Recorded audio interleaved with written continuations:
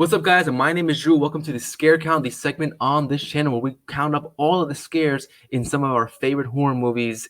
And I figured, why not start off this segment with my favorite horror movie and just movie of all time, The Conjuring. Now, the way I'm going to set up this segment on this channel is I'm going to have two sections for scares. The first section is going to be about the big scares. That's your jump scares, the loud bang scares, stuff like that. The second section is going to be about little scares, which is kind of like the creepy scares, like little creepy creatures crawling to you, like, oh, that's kind of scary right there. And we just take a breath because that is pretty creepy, but not too big, loud, scary. That would make it a big scare. So the way that's going to be broken down that way. And at the end of the video, I'm going to give my choice of best scare of the movie. And then, of course, the worst scare or least scary part of the movie. So if you're ready to get scared, let's get to it. The Conjuring was released in 2013 and directed by James Wan, one of the kings of horror movies as of recent times, and it was greeted with almost immediate success that eventually led to a whole universe being built around this one movie. The movie opens up with a creepy introduction to one of the most infamous characters in all of horror as of recently especially, and giving us our first little scare of the film, of course revealing the Annabelle doll's creepy face. We get to hear some backstory on the cursed doll by the two girls who are being interviewed by the Warrens, and they explain that one night they come home and they see that Annabelle is out of her place and drawn all over the walls and the ceilings in their apartment. Yikes. But if you're waiting for one of those big scares of the film, you don't have to wait much longer, because a couple seconds later, the girls are asleep, they wake up to some loud banging at the front door, which gives us our first big scare of the film. And it's when I mean loud banging, man, it is some loud banging. I was waking up, I'm like, dude, who's at my door? I don't know, but I'm freaking scared. And it doesn't stop there, because piggybacking off that, the girls eventually start to hear the banging from inside their house. After some clarification on what Annabelle really is, we get our third biggest scare of the film, that of course being the opening credits and the title screen. The opening credits, I guess you can, the whole scene, I guess you can make it as a little scare, but in my opinion, I think it's a big scare because two reasons. Number one, we have the creepy title text explaining who Ed and Lorraine Warren really were, and of course that creepy true story that everyone says, if you see a true story in a horror movie, you're like, oh man, instantly scarier than it was before I read that. And of course, followed by that is the big title reveal, The Conjuring, with some loud, scary music. I was like, watching it in the theaters when I was younger, I was like, all right, that is scary, and that is a big scare in my book. We cut to the main family of the story, that of course being the parent family, who are infamously moving into this haunted house and that they have no idea is haunted. As they move in, nothing really happens in these scenes except for the fact that their dog does not want to come in and eventually does not make it. At least it's off screen, makes it feel better. I'm sure it makes some of you guys feel better, but still nonetheless it is sad to watch and learn. But of course, like I said, smooth sailing, nothing really scary happens up until the father, Roger, wakes up in the middle of the night in the foyer room or the living room somewhere. I don't know where the hell he is, but he wakes up to some loud banging throughout the house. He goes to investigate, and as he does, he turns a corner to go upstairs, and he sees his oldest daughter there, Andrea, just chilling there on the stairs like, what are you doing up there? Why don't you say nothing? That gives us our third little scare of the film. The next day, while all the girls are at school and Roger is at work, Carolyn and her youngest daughter, April, decide to play hide and clap against the wishes of the mother, but she's like, you know what? Why not play? And of course, this is where we realize that there was another player in their game.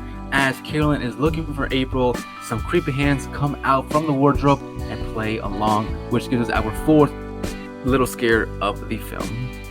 Later on that night, one of the daughters wakes up to something pulling her leg. Now this is the second time this has happened in this house, and she assumes it is her sister Nancy that is pulling her leg, but after realizing that Nancy is not the one who pulls her leg, after she gets pulled one more time but harder this time, she wakes up, sits up, and sees that she thinks she sees something in the corner of the room, and she wakes up her sister to see if she can see it as well. Of course, Nancy does not see what Christine sees, and then, of course, brings us our next big scare, which is the fourth big scare of this film, the door slamming in the girl's room, and everyone is just going crazy. About a week later, as Roger is on his way home from work, Carolyn is the only one awake, at least she thinks she's the only one awake at night, as she hears some talking and commotion, some playing around outside of her room, and she goes to investigate, assuming that it is some of her children up late at night playing around. So she goes to tell them to go back to bed, and as she goes on, she hears our fifth big scare of the film, that of course being the pictures all crashing down, falling all over the stairwell, and a loud bang And the only thing I think about is, number one, that was scary. Number two, did nobody hear that? Still with Carolyn, of course, she now goes downstairs to the basement where she thinks she hears somebody. She tries to lock them in. She gets slammed shut in the basement, falls down the stairs. She crawls back up, lights that match, and of course gives us our infamous scene from the trailer, the most famous scene in The Conjuring, that of course being the hands clapping right next to her ear. I believe it was Rory, the spirit of Rory, clapping next to her ear, giving us our sixth big scare of the film.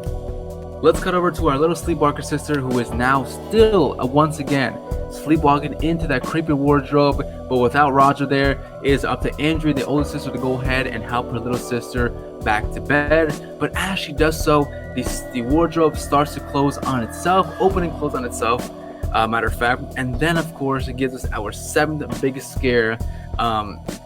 It is when the younger sister wakes up and points to the witch herself on the wardrobe, jumps on Andrea. It's just a mess. It's a complete scary mess, and Roger has to come home and hear his girls upstairs screaming, his wife trapped in the basement. He's like, what the hell is going on? So with all the activity going on, Carolyn, a parent, is of course shaken up. She's scared for her family. She wants to do something to protect her family, so she goes to see Ed and Lorraine Warren at one of their little speaking events. She meets him after the speaking event, and she begs them to come to her house to investigate to see what really is going on at the parent household.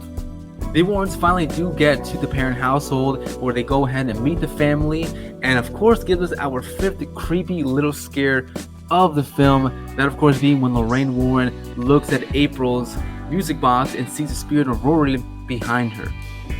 The Warrens go ahead and investigate the rest of the house and meet up outside, where Ed tries to catch up with Lorraine to see what's going on. And of course that brings us our sixth little scare of the film, kind of pushing the envelope there. To me at least, this was a little bit creepy.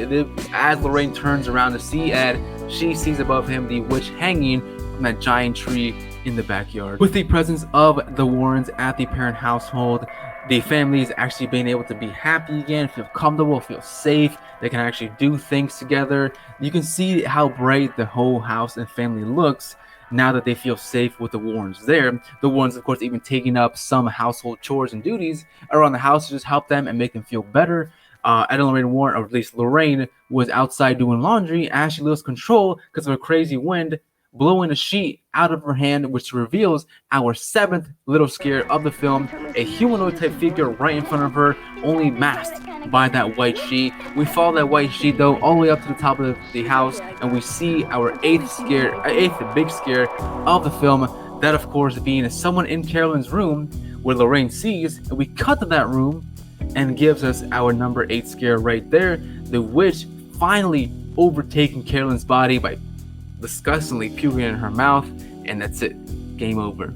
Even being possessed, Carolyn was still able to trick everybody, including Lorraine Warren, that she was totally fine and not possessed at all. I don't know how Lorraine was not able to pick that up, that she was possessed with her, I don't know, Lorraine Spidey senses or whatever you want to call it. She was not able to pick it up or notice that she's different or just feel something in her.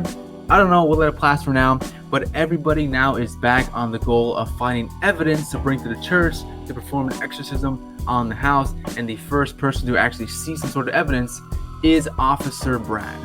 As he goes to follow some sort of sound he heard, he finally sees his first ghost, the maid who did kill herself previously, who lived in the house, and eventually gets yelled at by her, saying, "Look what she made me do," giving us our 9th big scare of the movie. Shortly after Brad's scare, we see one of the daughters is being taken upstairs by an unseen ghostly figure, which is setting up all of the ghostly alarms that they have put out through the whole house. This all eventually leads to our 8th little scare of the film, that of course, when Lorraine falls through the whole freaking house, ends up in the creepy ass cellar, and sees Rory's mother crying through the music box, crying that she killed her own son. And of course, as she puts the music box down, it gives us our 10th big scare of the film, is Rory's mom right there in her face, in her personal space, just really close. And as Lorraine Warren tries to turn away from Rory's mother, we get our 11th big scare of the film, that when being the hanging witch drops down from the ceiling, revealing only her feet as she slowly turns towards Lorraine and tries to, I guess, attack her.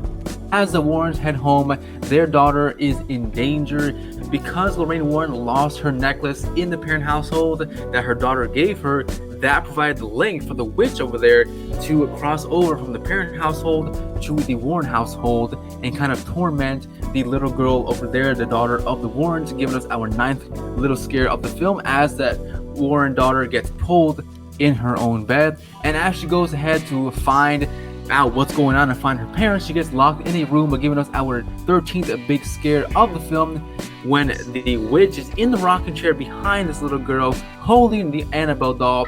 Talk about a power couple. Ed saves his daughter's life by bursting through the door, rescuing her right before the witch Annabelle can go ahead and kill her. And then he immediately has to get pulled away to go back to the parent household because the mother has taken 2 of the young kids back to the house to, of course, fill out the witch's needs of killing her own kids. Back to the parent household where Ed and Lorraine Warren decide to do an exorcism on their own of Carolyn herself because she is now fully possessed by the witch. And this gives us our 10th little scare of the film, being when the witch finally reveals herself to Ed and Lorraine Warren throughout the exorcism, through that white sheet that covered in blood. It's just creepy. This whole scene in itself is just creepy and scary to me, especially the first time I watched it. We just have Ed Warren, who to me, though the whole movie seemed like composed, like he knew what he was doing, but he was like out of his level, out of his depth here, up against this witch for the exorcism. We see her break through her restraints, attack the police officer, attack the husband, attack everybody in the room, almost killing him with a shotgun actually. And then of course Drew upstairs finds young April in the floorboards, only giving that information of course to Carolyn, who is possessed by the witch, charging through under the house to finally find April and try to kill her when she's stopped by the rest of the family and the Warrens from killing her own daughter. And then we get our 14th big scare, our last scare actually of the whole film, when Ed condemns the demon back to hell, and we get that big face reveal with a knife in her hand, just full on Bathsheba mode right here in her face, and that's scary. And the movie ends finally with Carolyn being able to leave her own home without the restraint or restriction of the witch she was possessed by, and of course they live a happy family life. And the Warrens go ahead and yet add another item to their collection in their house, and of course are called into yet another investigation. So in general, this movie had 24 scares overall that I counted myself. In my opinion, there could be more for you. Of course, fear is subjective, but in my opinion, 24 seemed like a pretty good number right here. We had 14 big scares and 10 little scares. The biggest scare and the scariest scare of the film, to me, in my opinion, was the part where the young girl looked in the wardrobe and saw the witch on top of that wardrobe and jumped down on one of the sisters. That scene scared the crap out of me for so long. I did not watch this scene until I recorded this video and research it myself, and kind of had to really peel my eyes open because I don't know why it just traumatized me, and I hope you guys appreciate that I have to put that clip in this video. So that's gonna be freaking scary to edit at night in this freaking dark ass basement. And the worst scare of the film has to go to the hair pull of Nancy. I did not think this was scary.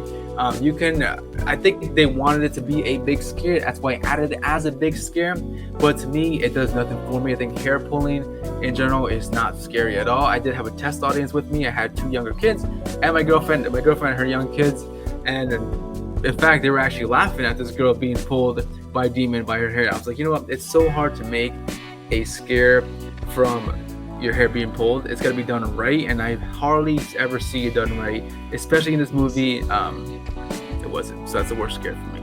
But that's all I have for you guys today. I want to know any recommendations that you want to see, any more scare counts down below. Of course, this is just my first one. I will get better at this, I promise you. But of course, please subscribe and leave a like down below if you're a fan of this content. I'll see you guys next time. Peace.